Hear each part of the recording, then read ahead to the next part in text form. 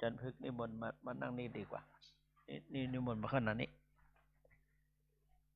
นิมนต์มานั่งนี่เดี๋ยวจะได้ยังเขายังบิณฑบาตมานั่งนี่ทำมากระถึกมานั่งนี่นิมนต์มานั่งนิมนต์นั่งนี่ทำมากระถึกเดี๋ยวให้ศีลโยมด้วยให้บนธรรมาสน์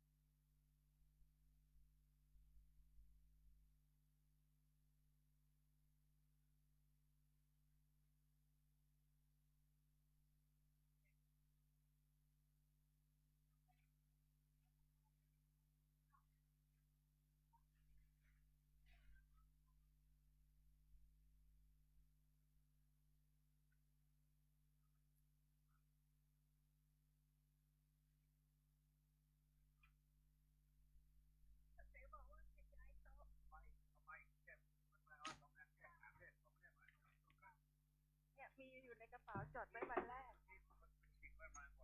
ค่ะไม่ใช่เนี่ยสมุดนี่แหละจะหยิบให้แต่ว่าพับวันนั้นไปขอมาทุกแรกซื้อให้วันนี้ย้ายหรือเปล่าคะนี่ขาดเล่มอันนี้เขียนวันแรกเปิดได้ใช้ได้เลย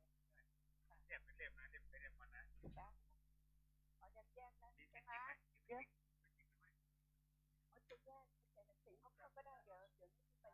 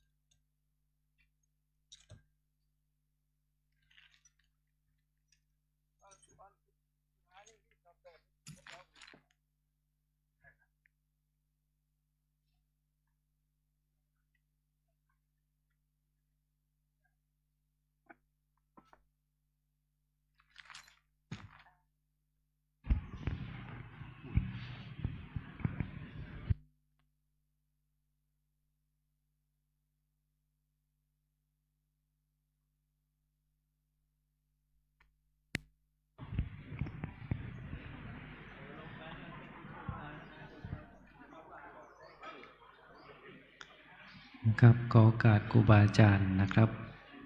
สำหรับครูบาอาจารย์พระกรรมรหะที่รับบิณฑบาตแล้วก็ทำภารกิจส่วนตัวเสร็จเป็นที่เรียบร้อยแล้วก็ขอนิมนต์ครูบาอาจารย์ได้เข้ามานั่งประจำที่บริเวณปรามพระทีแห่งนี้นะครับในภาคเช้าก็จะได้เริ่มในส่วนของกิจกรรมการรับฟังพระธรรมเทศนาครูบาอาจารย์ที่เข้าห้องน้ำหรือทำภารกิจส่วนตัวก็ยังพอมีเวลานะครับประมาณ5 นาทีเสร็จกิจเรียบร้อยก็นิมนต์นะครับนิมนต์เข้ามาภายในพระพิธีแห่งนี้นะครับเพื่อที่จะได้ร่วมกิจกรรมในภาคเช้าเมื่อทุกภาคส่วนพร้อมเดี๋ยวพ่อหนานก็จะได้เริ่มกิจกรรมในส่วนของภาคเช้าสืบต่อไปนะครับ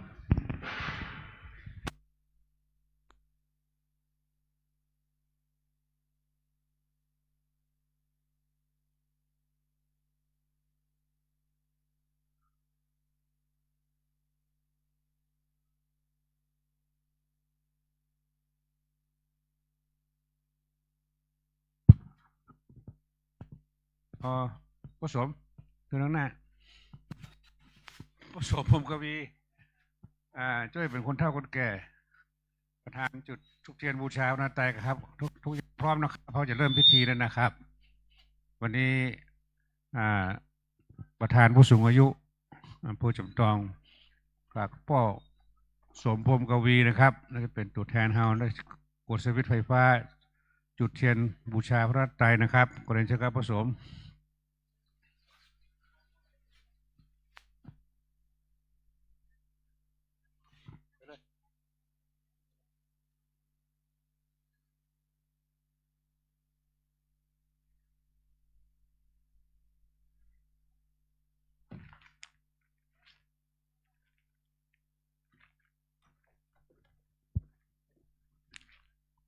ครับปนมมือเนอหมู่เฮาครับประธานจุดทุกเทียนบูชากำลังกดไฟเลยนะครับทุกคนปนมมือนะครับ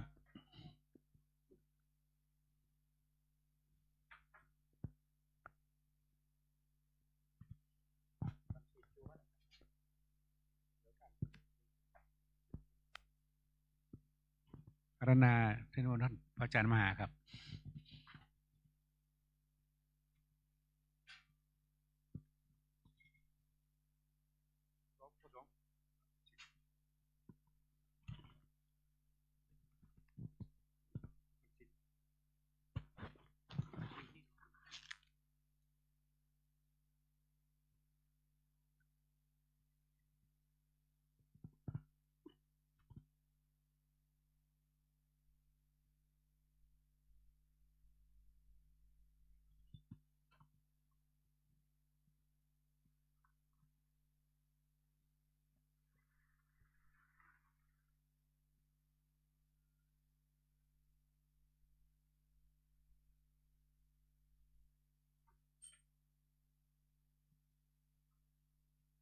ครับพ่อสมพงษ์ปีประธานผู้สูงอายุกำลังจะประเคนขันขอศีลนะครับปนมมือเนอ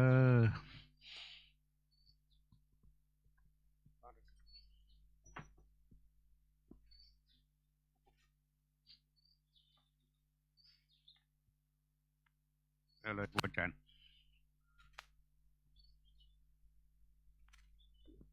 ครับพร้อมเดียวกับคำเนิ่พร้อมแล้วกับพร้อมเดียวกันกับ1กับ2กับ3อิมินาสกาเลนะตังโพธังอภิปูชยามาอิมินาสกาเลนะตังธัมมังอภิปูชยามาอิมินาสกาเลนะตังสังฆังอภิปูชยามาอะระหังสัมมาสัมพุทโธภะคะวาโพธังภะคะวันตังอภิวาเทมิสวากขาโตภะคะวะตาธัมโมธัมมังนามัสสามิสุปฏิปันโนภะคะวะโตสาวกสังโฆ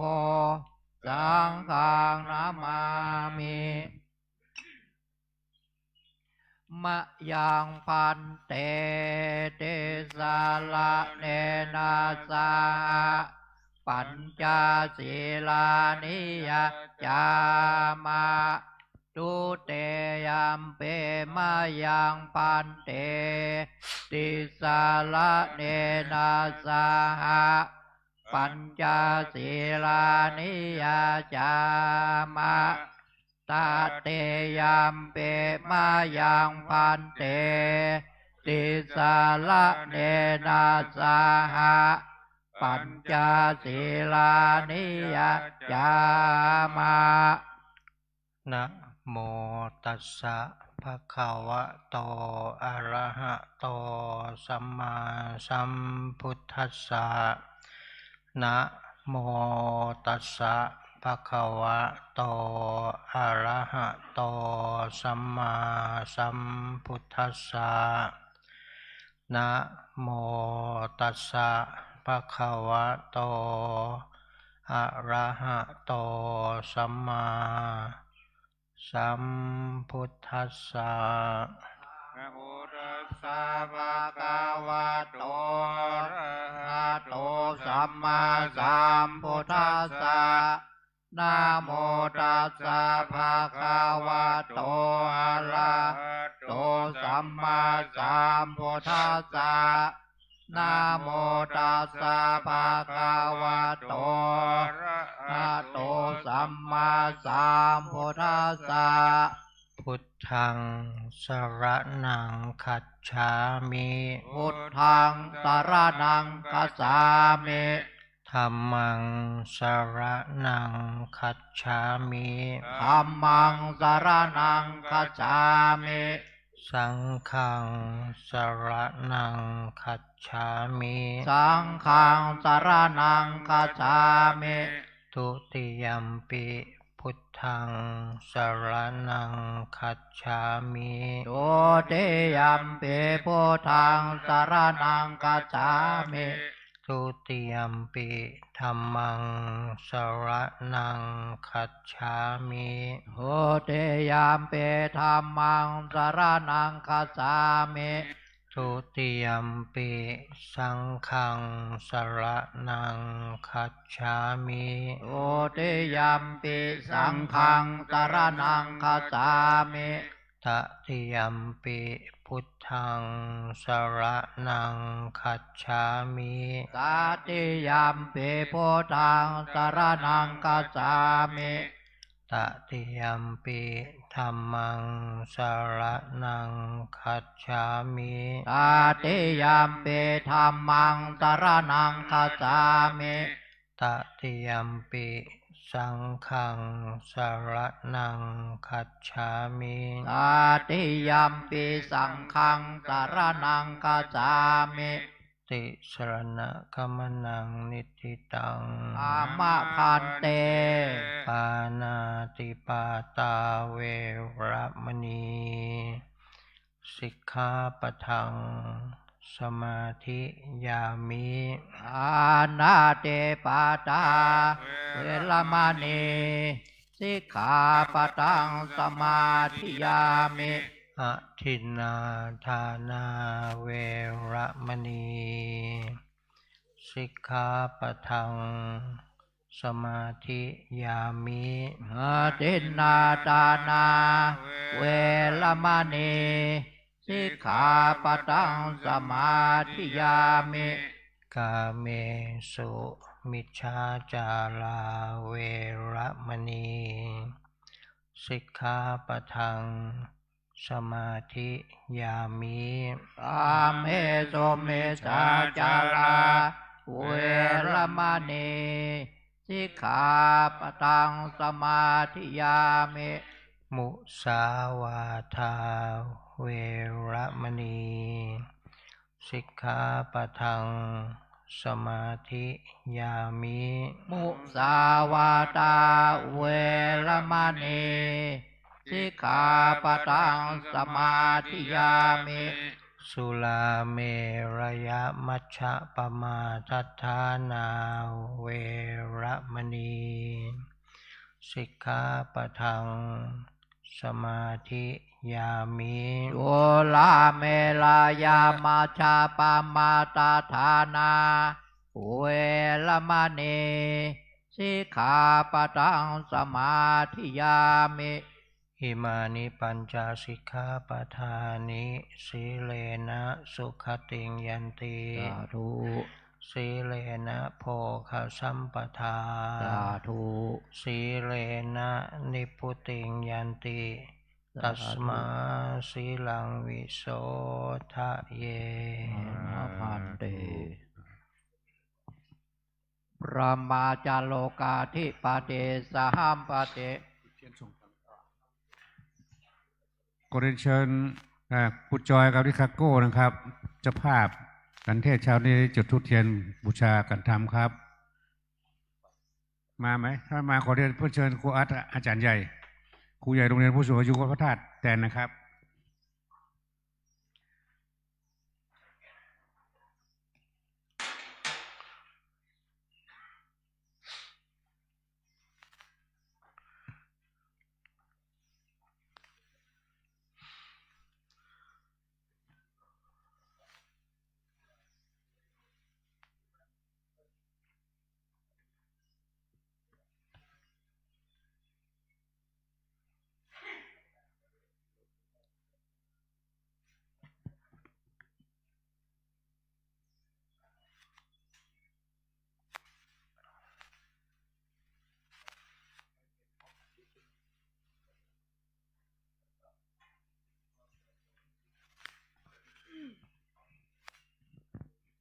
ลามาจโลกาธิปเตสหัมปเตกัดอัญชาลี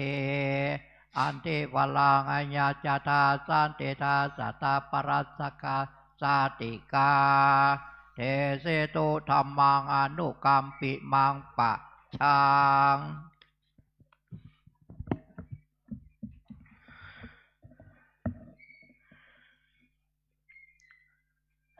นะโมตัสสะภะคะวะโตอะระหะโตสัมมาสัมพุทธัสสะนะโมตัสสะภะคะวะโตอะระหะโตสัมมาสัมพุทธัสสะนะโมตัสสะภะคะวะโตอะระหะโตสัมมาสัมพุทธัสสะอธิศีลสิกขาสิกขิตภาอธิจิตตสิกขาสิกขิตภาอธิปัญญาสิกขาสิกขิตภาตัทธะอัปปมาเทนะสัมปาเตตัพพันติณโอกาสบัดนี้ก็จะได้แสดงพระสัทธรรมเทศนาอันเป็นคำสั่งสอนขององค์สมเด็จพระสัมมาสัมพุทธเจ้าเพื่อเฉลิมฉลองศรัทธาความเลื่อมใสแด่คณะสงฆ์ผู้เข้าในงานปริวาสกรรมประจำปี 2568 และเหล่าคณะอุบาสกอุบาสิกาแม่ชีโยคีผู้ปฏิบัติธรรมโดยมีเจ้าภาพหลักก็คือเจ้าภาพหลักสนับสนุนงานปริวาสกรรมในปี 2568 นี้มีดังนี้ 1. คุณพ่อสงวนและคุณแม่วิไลพรพิทักษ์สิทธิ์พร้อมบุตรหลานทุกๆคน 2. คุณแม่วิไลเผือกลิขิตพร้อมบุตรหลานทุกๆคน คุณวรรณะคุณสุพรามณีธรรมศิวาศักดิและกาดเชียงใหม่ 3. ดร.วนิดาบดินทร์ภักดีกุลพร้อมบุตรหลานแล้วก็เจ้าภาพถวายอาหารหลักทุกๆวันตลอดงานปริวาสกรรมก็คือคุณแม่พรทิพย์โลตการคุณดุษฎีโลตการคุณอรศรีทิพยบุญทองพร้อมครอบครัวอุทิศส่วนกุศลให้พ่อมุกและคุณแม่ชแลมโลตการแล้วก็เจ้าภาพกันเทศในวันนี้คือโชติธรรมสถานโชติสถานธรรมครับ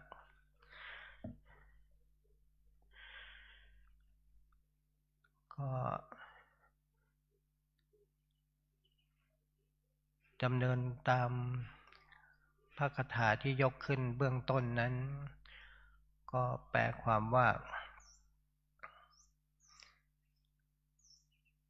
พึงศึกษาอธิศีลพึงศึกษาอธิจิตพึงศึกษาอธิปัญญา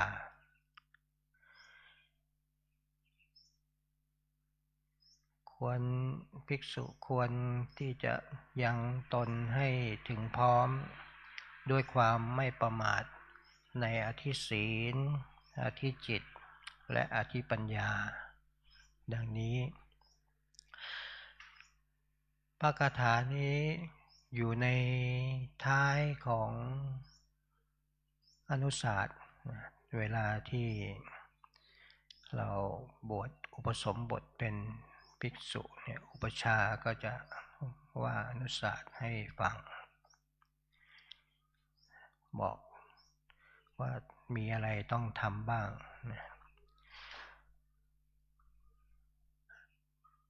คำว่าศีลก็แปลว่าปกตินะมีในพระคาถานี้มีคำว่าอธิ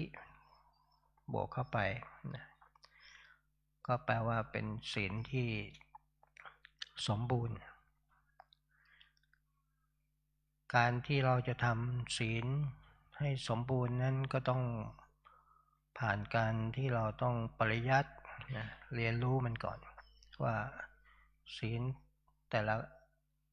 ข้อนะในพระวินัยมี227ข้อสำหรับพระภิกษุนั้นมีอะไรบ้าง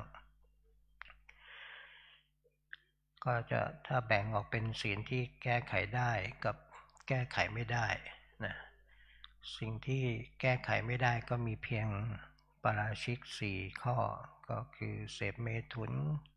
ฆ่ามนุษย์ลักทรัพย์นะแล้วก็พูดอวดอุตริมนุสธรรมส่วนที่เหลือนี่ก็เป็นศีลที่แก้ไขได้นะในงานปริวาสกรรมนี้ก็เป็นการประพฤติวุฒานวิธีเพื่อออกจากอาบัติสังฆาทิเศษส่วนอาบัติอื่นนะเป็นปาจิตตีนะเป็นต้นก็แก้ไขด้วยการปรงอาบัติก็แปลว่าต้องนะเมื่อต้องแล้วก็ให้แสดงต่อภิกษุอีกรูปหนึ่งเพื่อเป็นการแก้ไขเรียกว่าปรงอาบัติอันนี้ก็คือเราต้องเรียนรู้นะว่าศีลทั้ง227ข้อเนี่ยที่พระพุทธองค์ได้ทรงบัญญัติไว้เนี่ยมีอะไรบ้างแล้วก็นำมาประพฤติปฏิบัตินะเพื่อจะได้ไม่ต้องล่วงละเมิดหรือต้องอาบัติแต่เมื่อต้องแล้วก็ต้องแก้ไขนะได้ปรงอาบัติได้ประพฤติวุฒานวิธีเพื่อออกจากอาบัตินั้นส่วนทำยังไงให้สมบูรณ์การที่จะทำให้ศีลนั้นสมบูรณ์ก็คือต้องเกิดปฏิเวทะก็คือได้ต้องเจริญวิปัสสนาภาวนาเพื่อให้เกิดการแทงตลอดนะได้บรรลุโสดาบันเป็นต้นการที่จะภาวนาวิปัสสนาภาวนาเพื่อให้บรรลุเป็นอริยบุคคลโสดาบันและสกทาคามีนั้นก็ต้องเจริญสติปัฏฐาน4นะทางวัดพระธาตุศรีจอมทองเนี่ยก็ได้มีพระเดชพระคุณหลวงปู่ทองสิริมังคโลเนี่ยได้วางรูปแบบการปฏิบัตินะถ้าเบื้องต้นก็21วันมีการเดินจงกรมนั่งสมาธิตั้งแต่ระยะที่1ถึงระยะที่6แล้วก็กำหนดเวลานั่งสมาธิก็พองหนอยุบหนอนั่งหนอแล้วก็มีจุดที่จะให้กำหนดถึง28จุดต้องเป็นลำดับเป็นขั้นตอนนะเปลี่ยนแปลงทุกวันแล้วก็มีการสอบอารมณ์เพื่อผู้ปฏิบัติจะได้ไม่หลงทางการที่จะถึงมรรคผลนิพพานนั้นเนี่ยทางนี้เป็นทางสายตรงเป็นทางสายเอกสายเดียวเท่านั้นก็คือสติปัฏฐาน4หากเรามีแนวทางมีผู้บอกทางการปฏิบัติก็จะเป็นไปได้สะดวก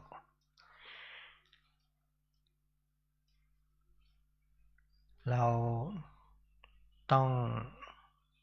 เวลาเข้าปฏิบัติเนี่ยเราต้องตั้งใจนะตัดปริโภทความห่วงกังวลต่างๆนะทิ้งไว้นะการงานอาวาสอะไรต่างๆนั้นให้พักไว้ก่อนแล้วก็ตั้งใจปฏิบัติให้ฝึกสติให้อยู่กับปัจจุบันหากเราทำได้อย่างนี้เนี่ยก็ไม่เป็นการยากนะแต่ทำไมคนส่วนใหญ่ถึงคิดว่าการปฏิบัตินั้นยากแล้วก็ใช้เวลามากเพราะว่ามันมีกิเลสนะที่จะคอยชักชวนให้ผู้ปฏิบัตินั้นออกนอกทาง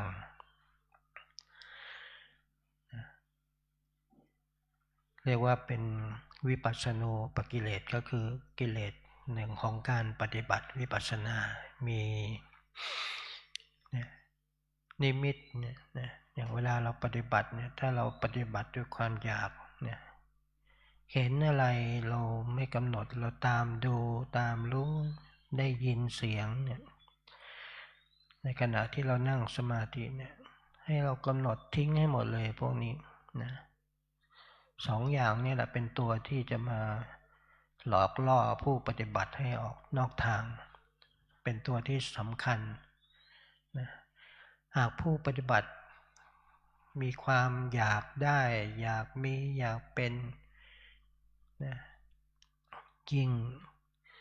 กลายเป็นเหยื่อของกิเลสนะเขาจะหลอกเราให้เราเห็นนู่นเห็นนี่ให้เป็นเสียงมาสอนอย่างโน้นสอนอย่างนี้มาบอกอย่างโน้นบอกอย่างนี้บางทีเนี่ยมาเป็นเสียงครูบาอาจารย์เลยเนี่ยสอบอารมณ์พระรูปหนึ่งเขาบอกเนี่ยเป็นเสียงหลวงปู่เลยอ้าวเคยพบหลวงปู่เหรอที่ก็ได้ยินจากเสียงที่ออกทางเนี่ยออกทางประกาศนั่นแหละเสียงเหมือนกันนะมาบอกอย่างนู้นบอกอย่างนี้จะให้อย่างโน้นให้อย่างนี้นะเราผู้สอบอารมณ์ก็ต้องตักเตือนนะให้อย่าไปเชื่อนะอย่าไปเชื่อให้กำหนดทิ้งให้หมดเลยได้ยินน้อได้ยินนอไปเห็นก็เห็นหนอเห็นหนอถ้าไปหลงปักใจเชื่อเมื่อไหร่เนี่ยมันก็จะทำให้เราอย่างน้อยเสียเวลาอย่างมากก็คืออาจจะเสียสติวิปลาสกลายเป็นบ้าไปเรียกว่าหลงนะเพราะฉะนั้นเนี่ยจึงต้องมีการสอบอารมณ์ทุกวันของการปฏิบัติ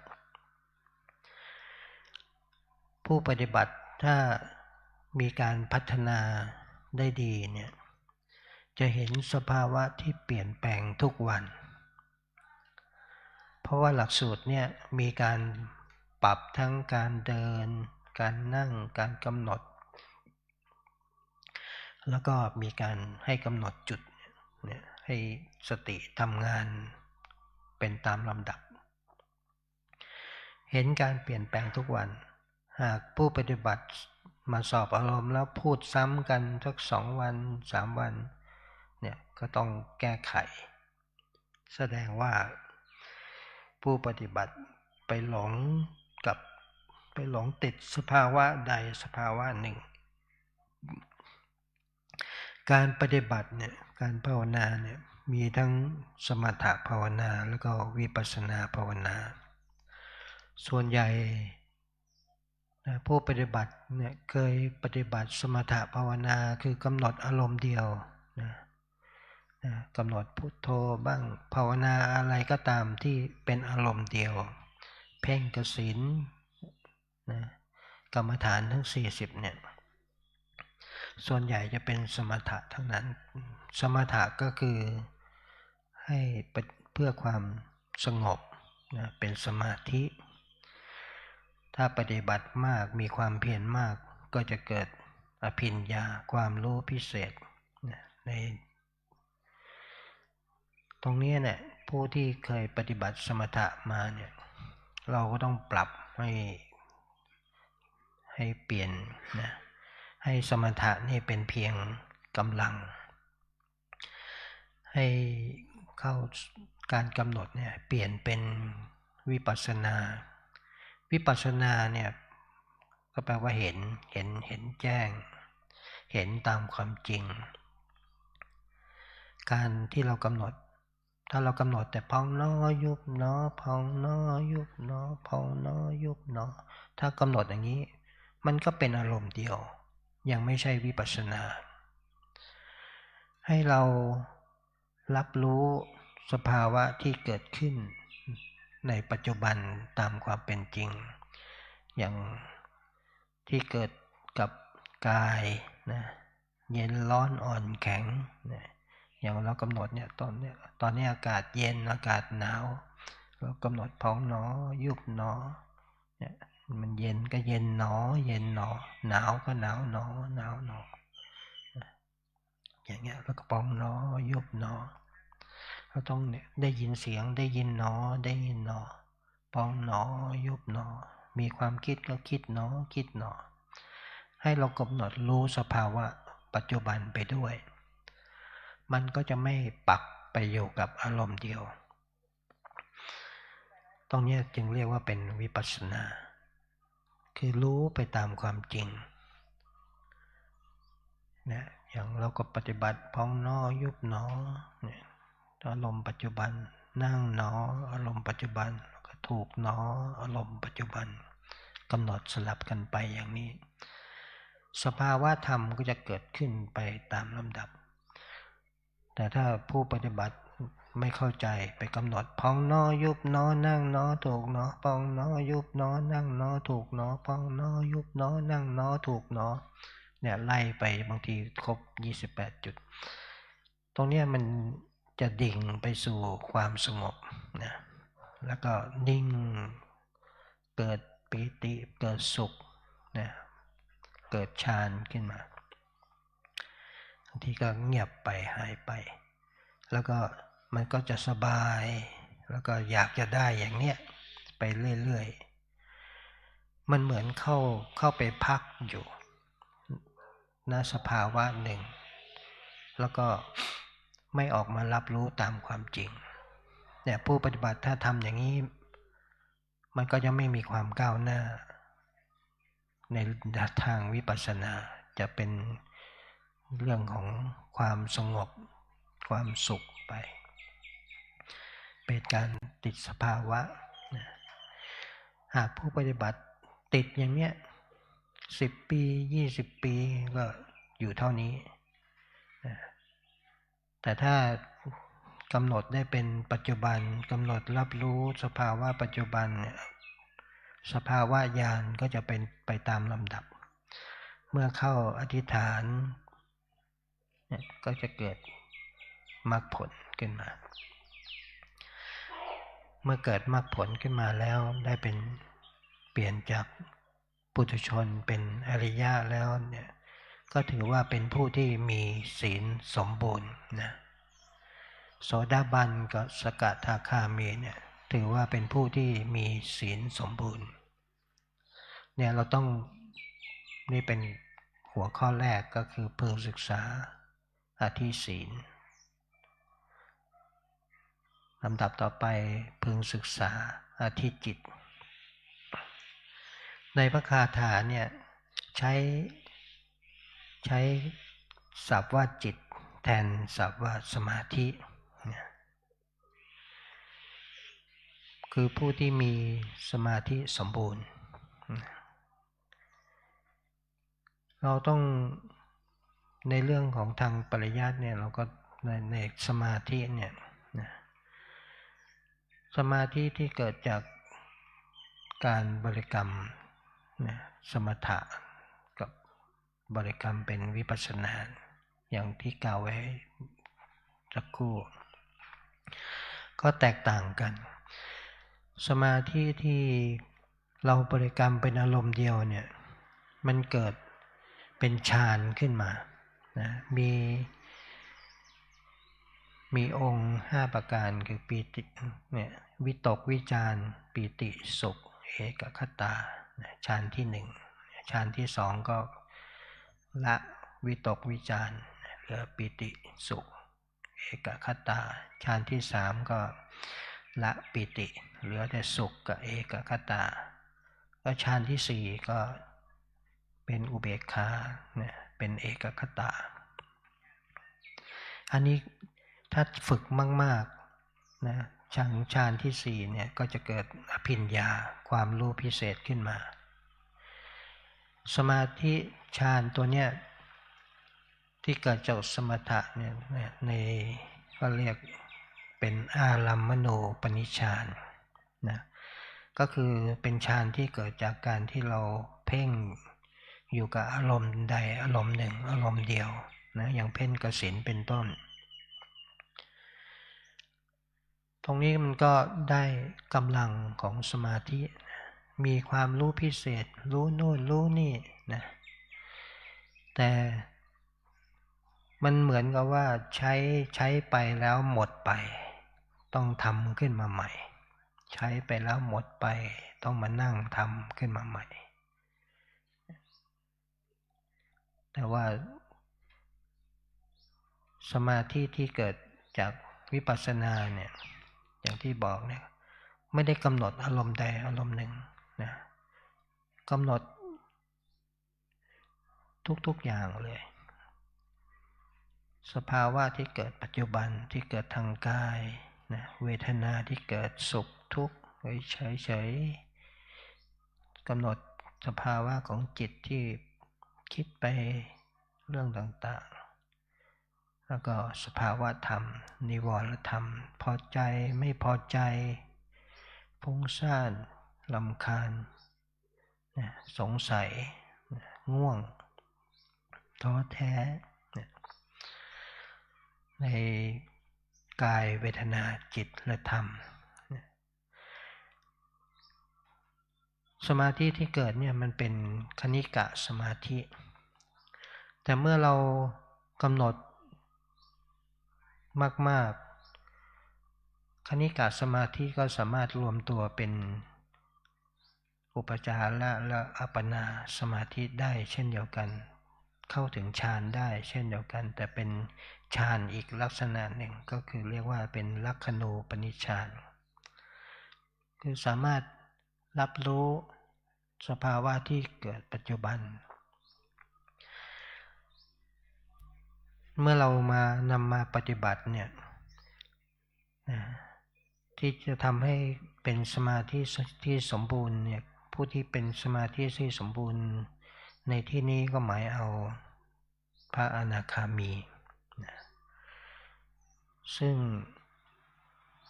ก็ถือว่าเป็นผู้ที่มั่นคงเป็นผู้ที่มั่นคงจะเรียกว่า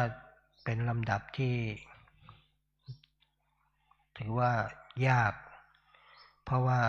ต้องมีสมาธิที่สมบูรณ์แต่เมื่อได้แล้วเนี่ยพระอนาคามีเมื่อกายนี้แตกขันธ์ไปแล้วก็จะไม่กลับมาสู่โลกนี้อีกจะไปบำเพ็ญต่อที่สุทธาวาสเพื่อถึงที่สุดแห่งทุกข์คือเข้านิพพานเป็นลำดับไปจะไม่กลับมาสู่โลกนี้อีกแล้วก็ถือว่าเป็นผู้ที่มั่นคงแต่ก็ยังไม่ใช่ที่สุดแห่งทุกข์นะต้องไปบำเพ็ญอีกเป็นเวลานานเป็นลำดับขั้นไปต้องมีสุทธาวาสก็มีด้วยกัน5ขั้นต้องค่อยๆพัฒนาไปอีกเนี่ยอันนี้เรียกว่าเป็นผู้ที่มีสมาธิสมบูรณ์หรือว่าใช้ศัพท์ว่าอธิจิตนะผู้ที่มีจิตสมบูรณ์ส่วนสุดท้าย ตัวอธิปัญญาพึงศึกษาอธิปัญญาในด้านปริยัตินั้นปัญญาในที่นี้เนี่ยถ้าปัญญาทางโลกเราเรียนเราฟังเราศึกษาสุตตะปัญญาที่เกิดจากการฟังสุตตะมยปัญญาปัญญาที่เกิดจากการคิดพิจารณาจินตามยปัญญาแล้วก็ภาวนามยปัญญาคือปัญญาที่เกิดจากการเจริญภาวนาปัญญาทางโลกนั้นเราเรียนรู้เราศึกษาเราท่องจำตั้งแต่เกิดมาเราเรียนรู้จากการเห็นการได้ยินจากผู้ที่เป็นครูคนแรกเราก็คือพ่อแม่เราเห็นแล้วเราก็จำมันเกิดจากการเห็นการได้ยินกันแล้วก็จำเก็บไว้เป็นประสบการณ์อันนี้คือปัญญาทางโลกแต่ปัญญาทางธรรมนั้นที่จะกล่าวถึงคืออธิปัญญานั้นเป็นปัญญาที่เกิดจากการที่เราเป็นแค่รู้แต่ไม่ปรุงแต่งนะอย่างปัญญาที่เกิดจากการฟังเนี่ยในธรรมบทเนี่ยนะที่องค์สมเด็จพระสัมมาสัมพุทธเจ้าตรัสเป็นปฐมเทศนาก็คือธรรมจักรกัปปวัตนสูตรเนี่ยคือแสดงธรรมให้แก่ปัญจวัคคีย์แสดงถึงที่สุด2ประการที่ไม่ควรไปยึดติดก็คือสบายเกินไปแล้วก็ทุกข์ทรมานเกินไปควรประพฤติทางสายกลางพูดถึงทางสายกลางก็คือแค่เห็นแล้วก็รู้ไปแล้วก็กล่าวถึงอริยสัจทั้ง4มีทุกข์เป็นต้นนี่คือสุตตมยปัญญาผู้ที่เกิดผลตรงนี้ก็คือพระอัญญาโกณฑัญญะเมื่อฟังจบก็ได้บรรลุเป็นโสดาบันจินตามยปัญญานั้นก็อย่างอนัตตลักขณสูตรมีการถามเพื่อให้ตอบรูปเที่ยงไม่เที่ยงเที่ยงจ้ารูปเป็นทุกข์หรือสุขเป็นทุกข์จ้ารูปเป็นอัตตาหรือเป็นอนัตตาอนัตตาคือถามแล้วให้ตอบถามแล้วให้ตอบให้คิดตามตรงเนี้ยสูตรนี้เมื่อแสดงจบก็ทำให้ปัญจวัคคีย์ทั้ง5ได้บรรลุเป็นพระอรหันต์อย่างเงี้ยเป็นต้นส่วนที่ผู้ที่ฟังสุตตมยปัญญาแล้วบรรลุเป็นพระอรหันต์เลยก็มีอย่างเช่นพาหิยะฟังธรรมครั้งแรกได้บรรลุเป็นพระอรหันต์เลยรวดทีเดียวอย่างเห็นก็สักว่าเห็นได้ยินสักว่าได้ยินผู้ที่จะฟังธรรมและบรรลุต้องเป็นผู้ที่บำเพ็ญบารมีมาอย่าง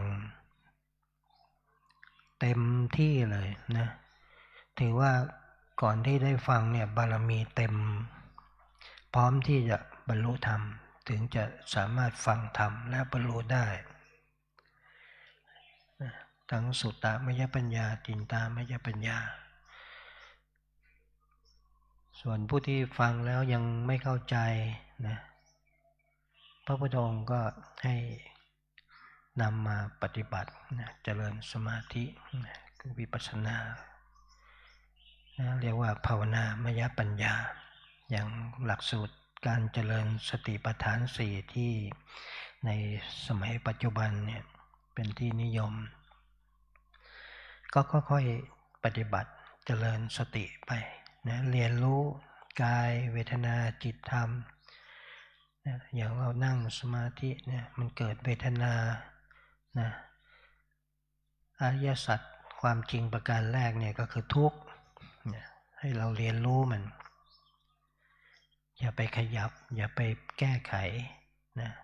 เรียนรู้มันว่ามันมีอาการยังไงมันเจ็บมันปวดมันเป็น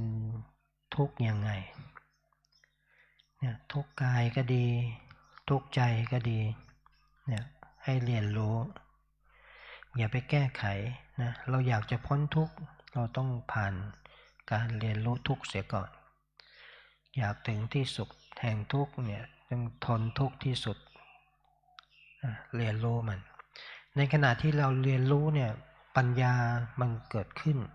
นะเมื่อปฏิบัติไปเนี่ยเราเห็นความเปลี่ยนแปลงมันไม่เที่ยงนะมันแปรเปลี่ยนจากทุกข์น้อยกลายเป็นทุกข์มากจนที่สุดมันหายไปแล้วเนี่ยเราเรียนรู้ทุกข์นะอนิจจังทุกขังในขณะที่มันทุกข์เราอยากจะให้มันหายเราบังคับมันก็ไม่ได้เนี่ยมันเป็นอนัตตาเนี่ยปัญญามันเกิดนะปัญญาเนี่ยตัวเนี้ยเป็นปัญญาที่เกิดจากการที่เราเจริญภาวนาวิปัสสนาภาวนาเนี่ยเมื่อเราเจริญตัวนี้ไปเรื่อยๆนะมันก็จะทำให้เราเข้าถึงมรรคผลเป็นลำดับนะตั้งแต่โสดาปัตติมรรคโสดาปัตติผล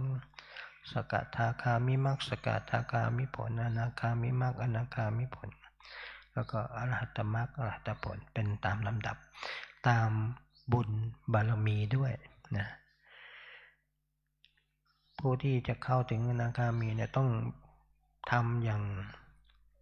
ยอมตายนะแต่ครูบาอาจารย์ที่ผ่านลำบากขนาดพระสงฆ์ครูบาอาจารย์ทำได้ยากนะเพราะว่าต้องมุ่งมั่นตั้งใจจริงๆการที่จะเข้าถึงต้องตัดทุกๆอย่างไม่เอาอะไรทั้งนั้นแล้วลำดับสุดท้ายเนี่ยต้องละทุกสิ่งทุกอย่างเลยไม่สามารถยึดติดอะไรได้ทั้งนั้นแม้กระทั่งความอยากที่จะได้มรรคผลส่วนใหญ่ครูบาอาจารย์ที่ติดนะขั้นสุดท้ายเนี่ยก็คือติดตัวอิทธิปริโภทห่วงฤทธิ์อิทธิฤทธิ์อภิญญาที่มันเกิดนั่นก็คือติดในสภาวะของฌานอภิญญาหากไม่ละตัวเนี้ยนะมันก็เหมือนที่เราเล่นไปนะมันเป็นเพียงยังอยู่ในโลกสมมุตินะไม่สามารถที่จะพ้นไปจากโลกสมมุตินี้ได้เราต้องละทุกสิ่งทุกอย่างการที่เราจะพ้นไปจากโลกสมมุติเนี่ยเข้าสู่เป็นวิมุตติความหลุดพ้นเนี่ยเราต้องไม่เอาอะไรเลยยึดอะไรก็ไม่ได้อย่างที่พระพุทธเจ้าตรัสไว้สัพเพธัมมานาลังอภินิเวสายะเนี่ยทำทั้งหมดทั้งปวงเนี่ยไม่ยึดมั่นถือมั่นตรงนั้นเราถึงจะสามารถพ้นได้จิตที่อยู่กับขันธ์ห้าตัวเนี้ยมันเป็นจิตที่มันปรุงแต่งเรียกว่าจิตสังขารมีทั้งกายสังขารจิตสังขารมันปรุงแต่งได้ตลอดปรุงแต่งทุกสิ่งทุกอย่างเราอยากให้มันเป็นยังไงมันก็เป็นไปตามนั้นยิ่งด้วยอำนาจของสมาธิแล้วเนี่ยอยากจะไปเที่ยวยังไงอยากจะรู้ยังไงอยากจะทำยังไงมันเกิดขึ้นได้ทั้งนั้นแต่มันเป็นเพียงสมมุตินะหากเราอยากจะหลุดพ้นจากการ เวียนว่ายตายเกิดในวัฏสงสารนี้เราต้องทิ้งทุกอย่างแล้วยกจิตขึ้นสู่วิปัสสนาการที่เรายกจิตขึ้นสู่วิปัสสนาคือยกจิตออกจากการปรุงแต่งยกขึ้นมาเพื่อเพียงแค่รู้ทุกๆสภาวะเมื่อรู้แล้วก็จะไม่ปรุงแต่งเนี่ยเราต้องฝึกอย่างนี้นะไม่เอาอะไรทั้งนั้นจึงจะสามารถที่จะเข้าถึงมรรคผลตัวสุดท้ายได้แล้วในบาทสุดท้ายเนี่ยก็คือเนี่ยพึงยังตนให้ถึงพร้อมด้วยความประมาทในศีลในสมาธิในอธิศีลในอธิจิตแล้วก็ในอธิปัญญาคือต้องไม่ประมาทนะถึงแม้ว่าเราจะปฏิบัติคิดว่าเราเป็นโสดาบันแล้วเป็นสกทาคามีแล้วเป็นอนาคามีแล้วหรือเป็นอรหันต์แล้ว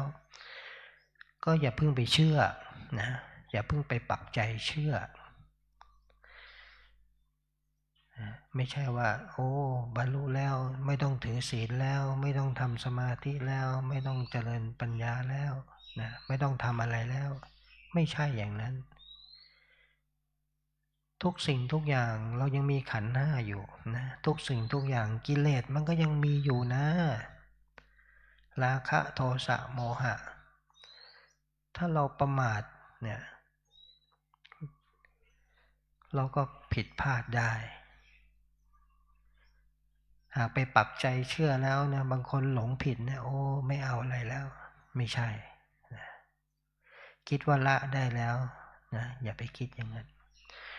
นะที่องค์สมเด็จพระสัมมาสัมพุทธเจ้าตรัสไว้เนี่ยนะทรงเป็นห่วงนะแม้กระทั่งตอนที่พระองค์ใกล้จะปรินิพพานก็ยังตรัสเรื่องความไม่ประมาทอย่าประมาทนะ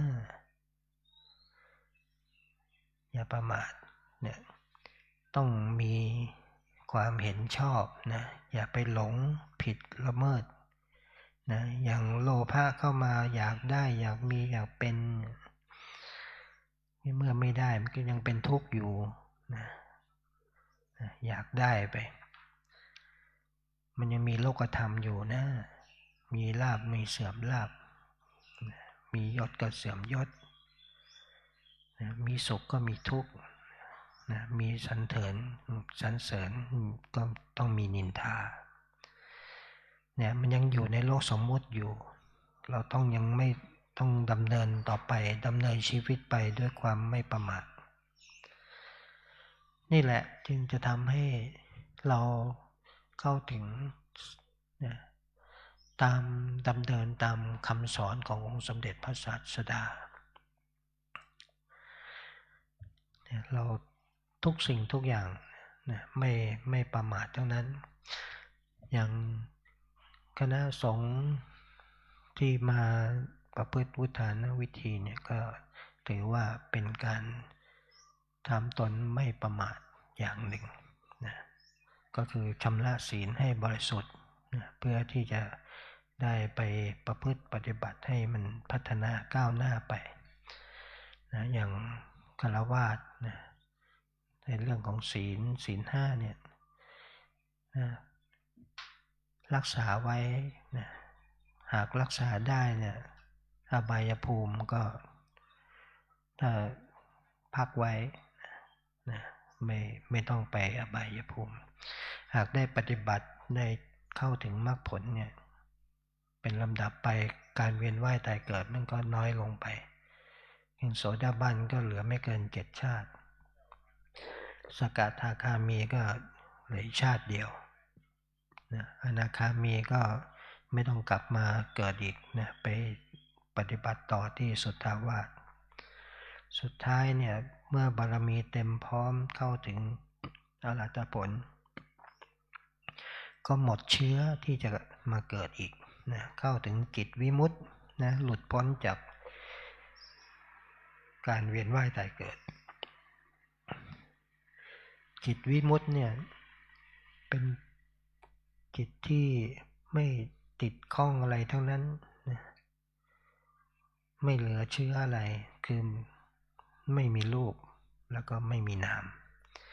ไม่มีการปรุงแต่งอะไรทั้งนั้นหากเราเข้าถึงได้ก่อนที่จะละสังขารเนี่ยโอ้มันเป็นสิ่งเป้าหมายสูงสุดของพุทธศาสนาหากเรายังไม่ถึงจุดนี้เราก็ต้องภาคเพียรพยายามให้เต็มที่ทำศีลสมาธิและปัญญาให้สมบูรณ์ให้บริบูรณ์นะตามที่ได้กล่าวไว้ในคาถาเบื้องต้นก็ในท้ายที่สุดนี้ก็ขออำนาจของคุณพระศรีรัตนตรัยบารมีของครูบาอาจารย์มีพระเดชพระคุณพระพรหมมงคลหลวงปู่ทองสิริมังคโลเป็นต้นจงเป็นตบะเดชะเป็นภาวะปัจจัยให้คณะสงฆ์คณะอุบาสกอุบาสิกาแม่ชีโยคีนะตลอดจนเจ้าภาพนะเจ้าภาพหลักสนับสนุนงานปริวาสกรรมในปี 2568 นี้นะก็มีคุณพ่อสงวนคุณแม่วิไลพรพิทักษ์สิทธิ์พร้อมบุตรหลานทุกๆคนคุณแม่วิไลเผือกลิขิตพร้อมบุตรหลานทุกๆคนคุณวรรณะคุณสุพรามณีธรรมศิวาศักดิและกาดเชียงใหม่ดร.วนิดาบดินทร์ภักดีกุลพร้อมบุตรหลานเจ้าภาพถวายอาหารหลักทุกวันตลอดงานปริวาสกรรมคุณแม่พรทิพย์โลตการคุณดุษฎีโลตการคุณออนศรีทิพยบุญทองพร้อมครอบครัวอุทิศส่วนกุศลให้คุณพ่อมุกคุณแม่แชล่มโลตการและเจ้าภาพกันเทศในเช้าวันนี้ก็คือโชติสถานธรรมก็ขอให้เข้าถึงซึ่งที่สุดแห่งทุกข์คือมรรคผลนิพพานในการไม่ช้าไม่นานด้วยกันทุกทนทุกท่านแสดงพระสัทธรรมมาก็เห็นว่าพอสมควรแก่เวลาจึงขอยุติลงคงไว้แต่เพียงเท่านี้เอวังก็มีด้วยประการฉนี้อันตมยังสาธุกลังกะโลมาเสสาธุสาธุสาธุนะโมตัสสะภะคะวะโตอะระหะโตสัมมาสัมพุทธัสสะนะโมตัสสะภะคะวะโตอะระหะโตสัมมาสัมพุทธัสสะนะโมตัสสะภะคะวะโตอะระหะโตสัมมาสัมพุทธัสสะอิติปิโสภะคะวะอะระหังสัมมาสัมพุทโธวิชชาจารณะสัมปันโนสุขโตโลกวิทูอนุตตโลปุริสธรรมสารถิสัทธาเทวมนุษย์สานังพุทโธภควติสวากขาโตภควตาธัมโมสันทิฏฐิโกอากาลิโกเอโกปันนายโกปัจจตังเวทิตาโพวินโยหิติสุปฏิปันโนภควโตโกอุชุปฏิปันโนภควโตสาวกสังโฆยายะปฏิปันโนภควโตสังโฆสามิจิปฏิปันโนภควโตสาวกสังโฆยะทิดังจัตตาเลปุเลสัตอาดาปุเลสัปุคลาเอสะภะคะวะโตสาวกสังโฆอาหุนายโยทักขินายโยอัญชลิกาลานิโยอนุตตลังปุญญาเกตังโลกัสสาติ ลิมหากัลโลเนก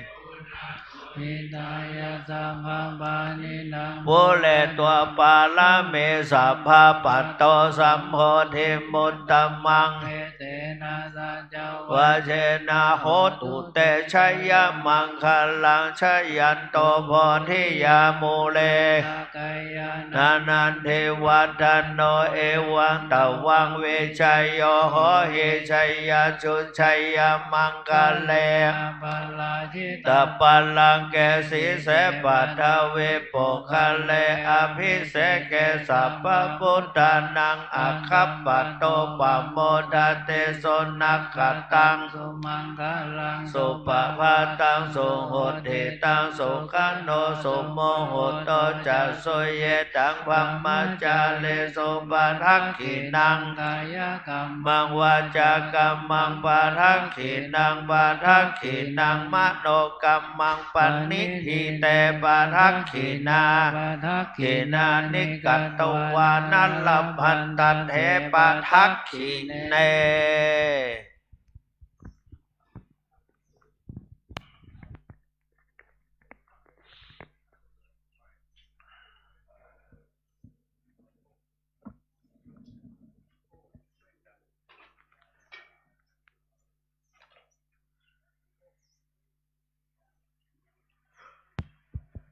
ครับ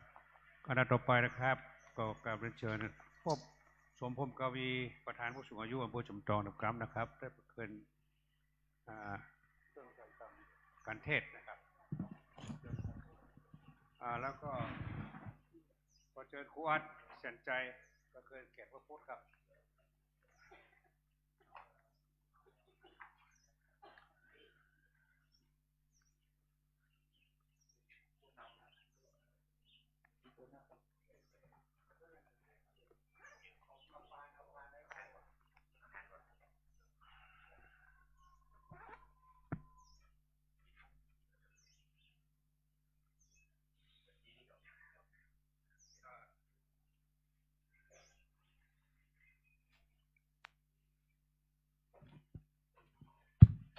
ครับขอเชิญแม่ชีกระดกศรีครับแม่ชีปนาพลังประเคนสังฆทานนะครับ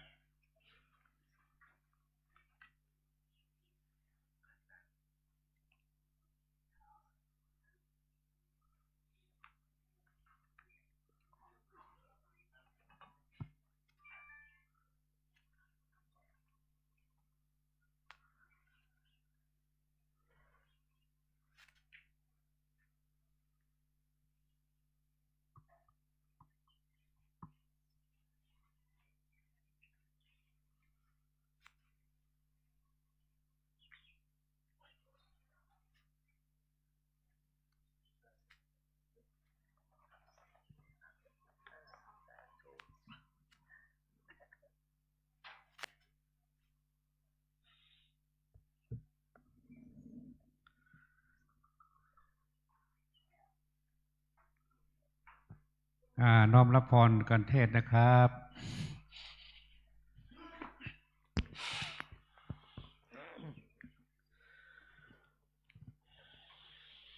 ยะ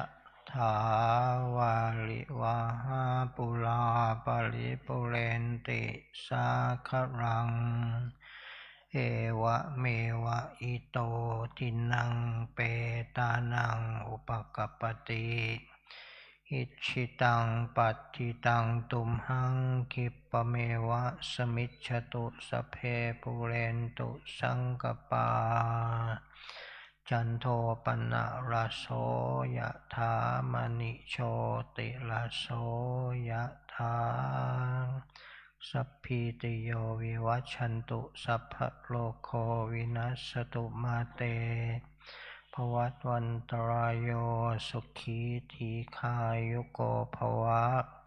อภิวาทนาสีลิสนิจังวุธาปจายโนจัตตารโลธรรมาวัฏันติอายุวันโนสุขังภะลัง สาธุสาธุสาธุ พระเจ้าเนาะเจ้ากันยกกันเข้าพระพุทธเด้อบาทพระพุทธนะครับกับขันตุกมีอยู่4 ชิ้น กระจายเอาช่วยกันยกกรรม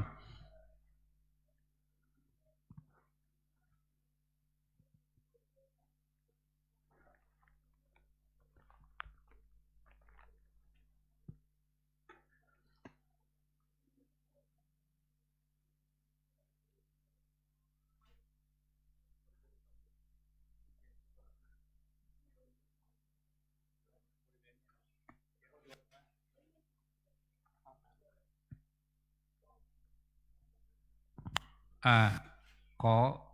ประกาศบริการเล็กน้อยนะครับ ท่านใดเก็บกุญแจห้องได้ตามรายทางที่เรามาบิณฑบาตเนี่ยนะครับ ตักบาตรเนี่ยนะครับ ใครเก็บได้ช่วยเอามาบอกที่เจ้าของที่โต๊ะพิธีกรเนี่ยนะครับ เจ้าของมาบอกว่าใครเก็บได้ ใครเห็นนะครับ ก็ช่วยบอกช่วยมาเก็บไว้ที่นี่นะครับ เจ้าของตามมาขอบคุณครับ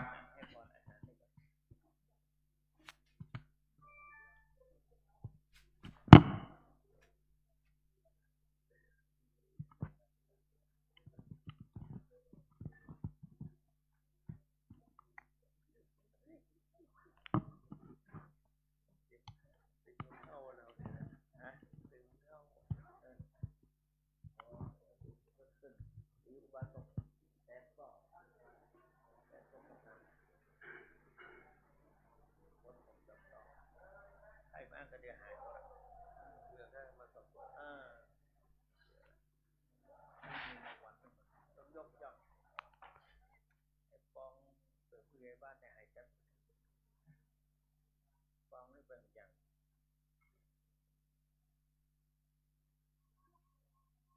บ่อยบ้างเหรอย่อมตาเข้าใจเพื่อนถามอย่างอย่าง50อย่างมาเข้าข้างเอาตัวเอง50หมอตัว50แต่ถามอย่าง50อย่าง50งงเลยนี่อันนี้พระเจ้าอ่ะพระเจ้าไปแน่หรออันนี้เราโดยจากมากเราทำปกติเพราะเนี่ยคือระดับคือแม่คือนั่งกี่ปีก็เปลี่ยนครับ10 ปีครับ10 กว่าปีครับที่ครับ ครับพร้อมแล้วกล่าวคำถวายพร้อมเดียวกันคำเน้อนะโมตัสสะภะคะวะโตอะระหะโตสัมมาสัมพุทธัสสะนะโมตัสสะภะคะวะโตอะระหะโตสัมมาสัมพุทธัสสะนะโมตัสสะภะคะวะโตอะระหะโตสัมมาสัมพุทธัสสะว่าพร้อมเดียวกันครับเจมานิมายังพันเตปัตตานิสัพปะริวารานิภิกขุสังฆัสสะโอโนชยามะสาธุโนพันเตภิกขุสังโฆอิมานิปัตตานิสัพปะริวารานิปฏิคันหาตุอัมหากังเอกรตังอิตายะ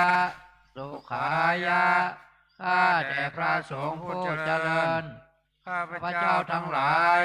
ขอน้อมถวายภัตตาหารพร้อมทั้งบริวารทั้งหลายเหล่านี้แก่พระภิกษุสงฆ์ขอพระภิกษุสงฆ์จงรับภัตตาหารพร้อมทั้งบริวารทั้งหลายเหล่านี้ของข้าพเจ้าทั้งหลายเพื่อประโยชน์และความสุขความเจริญแก่ข้าพเจ้าทั้งหลายตลอดกาลนานเทอญ สาธุต่อไปรับพรเนาะอุปโลกปอนก่อนกะอุปโลกก่อนขอได้รับอนุญาตจากท่านเจ้าคุณพระสุวรรณเมธีและพระศรีศิลปาจารย์ครับยักเกปันเตสังโฆชานาตุขอพระสงฆ์ทั้งปวงจงฟังคำข้าพเจ้าบัดนี้ทายกทายิกาผู้มีจิตศรัทธาได้น้อมนำมาซึ่งพระทหารมาถวายเป็นสังฆทานแด่พระภิกษุสงฆ์อันว่าสังฆทานนี้ย่อมมีอานิสงส์อันยิ่งใหญ่สมเด็จพระพุทธองค์จะได้จำเพาะเจาะจงว่า เป็นของภิกษุรูปหนึ่งรูปใดก็หาไม่ได้ เพราะเป็นของได้แก่สงฆ์ทั่วทั้งสาขามณฑล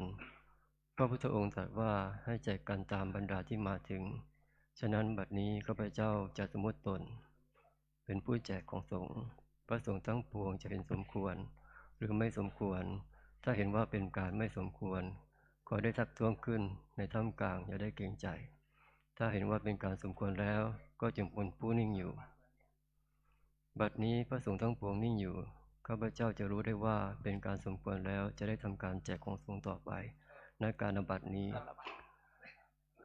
นะโมตัสสะภะคะวะโตอะระหะโตสัมมาสัมพุทธัสสะนะโมตัสสะภะคะวะโตอะระหะโตสัมมาสัมพุทธัสสะนะโมตัสสะภะคะวะโตอะระหะโตสัมมาสัมพุทธัสสะอายังปัตตมภาโคมาเทระสะปาปุนันติส่วนที่หนึ่งย่อมถึงแก่พระเถระผู้ใหญ่ผู้อยู่เหนือข้าพเจ้าอวเสสาปากาอัมหาคังปาปุนันติส่วนที่เหลือจากพระเถระผู้ใหญ่ย่อมถึงแก่ข้าพเจ้าทั้งหลายพระอนุรุตเถระรองลงมาถึงพระนวากะรูปสุดท้ายแล้วส่วนที่เหลือนั้นย่อมถึงแก่สามเณรจีพรามโยคีนักปฏิบัติธรรมทุกท่านรวมถึงสรรพสัตว์ทั้งหลายขอให้ท่านทั้งหลายเหล่านั้นจงได้บริโภคตามความสุขความสบายเถิดสังโฆรุจติสังโฆรุจติสังโฆรุจติยะถาวาริวะหาปุราปริปุเรนติสาครังเอวะเมวะอิโตทินังเปตานังอุปกัปปติอิชิตังปฏิตังตุมหังคิปะเมวะสัมมิจฉตุสัพเพปุเรนตุสังกปาจันโทปนรโสยะถามะนิโชติรโสยะถาเตโยเววัชชันโตสัพพะโรโคเวนัสตุมาภวัตวันตรายโยสุขิเทกายุโกสัพเพเตโยเววัชชันโตสัพพะโรเวนัสตุมาเตภวัตวันตรายโยสุขิเทกายุโกภวสัพเพเตโยเววัชชันโตสัพพะโลกโคเวนัสตุมาเตภวันตรายโยสุขิเทกายุโกภวะอภิวาทนาสีเลสเนจังวุฒาปัจจายโนจัตตารโอธรรมวัฏันติอายุวันโนสุขังพาลังอายัญจะโคทาเกนาเทนาสังฆามิสุปฏิเทตาเทคลาตังเหตายาสถานาโสอุปกัปปติโสยติธัมโมจะอายังเนตาสิโตเปตานะปุชาจักกตาอุลาระพลัญจะเพกขนามนุปตินังตุมเหหิปุญญังปสุตังอนัปปกันติรัตนัตตยานุภาเวนรัตนัตตยันเตทุกขโลกพยาเวลาโสกาสันตุจุปัตอเนกาอันตรายาเปเวนัสสันตุอาเสสโต เตทานังลาภังโสติภะขยังสุขังพลัง สิริอายุ โยจะวันโนจะพอคังวุฒิจยสวาสตวัส สัจจะอายุ โยจะเชวสิทธิภวันตุเตภวตุสัพพมัง กัลัง ลักขันตุสัพพเทวตาสัพพปุทธานุภาเว นัสสัจจา โสติภวันตุเตภวตุสัพพมัง กัลังกังตุสัพ บัเทวตาสัพ พะธรรม มานุภาเวนัสดาโสติภวันตุเตภวตุสัพ กัมมัง ขันลังลักขันตุสัพพเทวตาสัพพสังฆานุภาเวนัสดาโสติภาวันตุเตปฏิสังขโยนิโสมินดาปตังปฏิเสวามิเนวัตวายนามัดายนามันดานายนาเว อุสนายะ ยาวะเดวะอิมาสกายาสาธิติยายาปนายาเวงเหงสุปาลติยา ธรรมจัน ลิยานุกังหายาเอ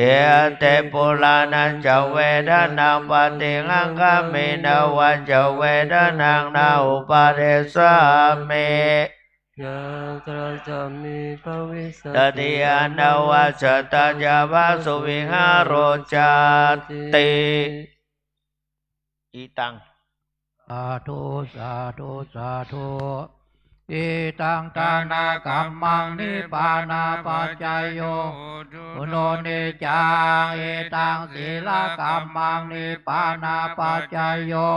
ตุโนนิจังอิตังภาวนากัมมังนิปานาโยตุโนนิจังยังกินเจโกชาลังกาตาปังกัมมังสัพเพหิกาเตกาตังปุญญังโนอนุโมทันโตโสนันโตปนโตเยเตวาเตนิงทานเนอเทกาตาเทกายุกาสาตาโอนโตสัพพะ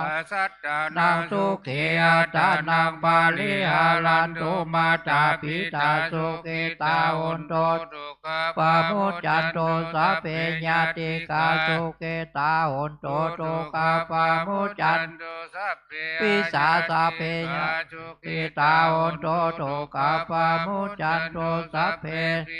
สัพเพญากาสัพเพเปตาสุขิตาโอนโตโตกาปะมุจจันโตสัพเพนาคาตาโอนโตโตกาปะมุจจันโตสัพเพเทวาสุขิตาโอนโตโตกาปะมุจจันโตเปอาจาริโยปัจจายา